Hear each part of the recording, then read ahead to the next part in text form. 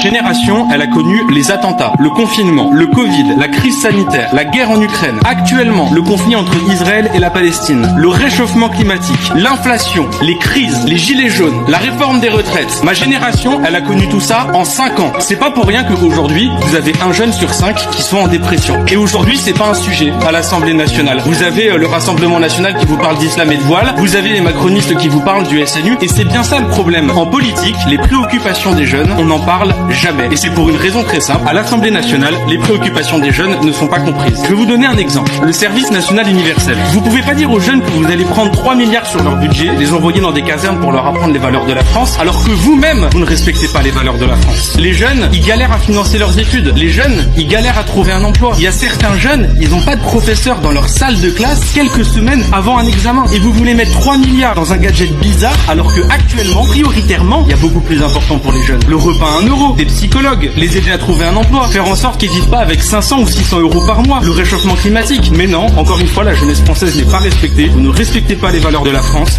Vous mettez tout cet argent dans un SNU qui nous coûte cher et vous ne comprenez pas que ce soit ressenti comme une injustice par la jeunesse.